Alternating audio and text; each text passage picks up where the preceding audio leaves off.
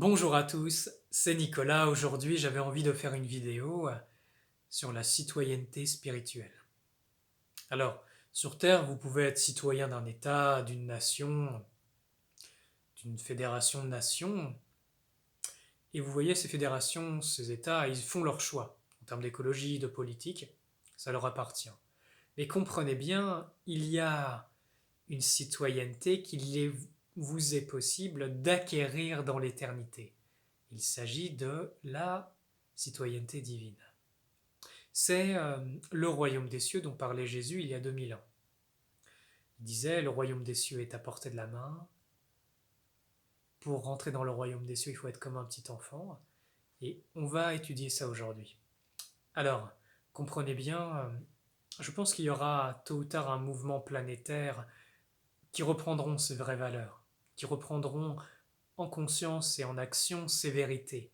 Parce que au-delà d'être un être humain sur Terre, vous êtes un fils de Dieu, une fils et un fils du principe divin, du grand principe directeur. Vous voyez, pour entrer dans le nouveau monde, il y a des critères. Le premier critère, c'est déjà prendre conscience que Dieu existe. La deuxième, c'est comprendre que le principe divin, il vit à l'intérieur de vous. Et que par le fait qu'il vit à l'intérieur de vous et que c'est de votre nature véritable, vous êtes naturellement un enfant de Dieu. C'est très important, parce que si vous n'avez pas de parents,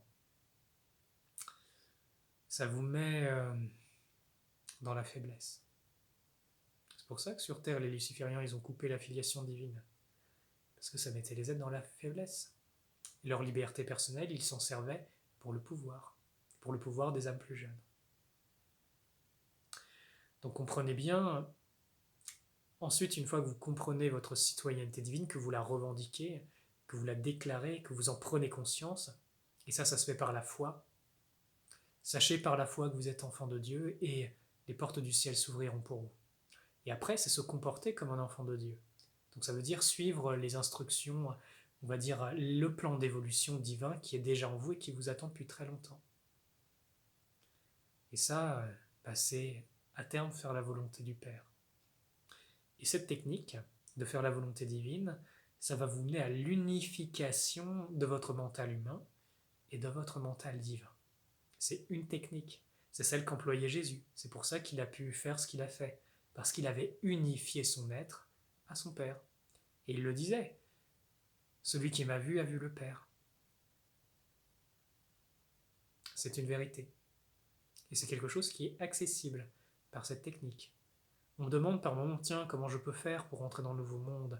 Comment est-ce que je peux m'unifier? Comment est-ce que je peux rebâtir mon ego? Je leur dis, passez du temps avec Dieu en vous. Et vous allez voir, ça va se faire tout seul. Les grandes transformations vont se faire. Ça va demander des positionnements dans votre côté humain, ça va vous demander un travail, ça va vous demander un chemin de purification. Mais vous allez être soutenu par la grande puissance infinie qui vit en vous et au cœur de cette création. Et qui nous emplit et nous relie. Que dire de plus? Vous savez, le plan de Dieu, c'est amener la grande fraternité. Reconnaître que nous sommes tous ses enfants, nous sommes lui aussi. Ça, c'est l'enseignement qui vient après. Et comprenez bien que le nouveau monde se crée sur cette fraternité spirituelle, sur cette compréhension profonde. Donc si vous voulez entrer dans le royaume des cieux, sachez que vous êtes un enfant de Dieu.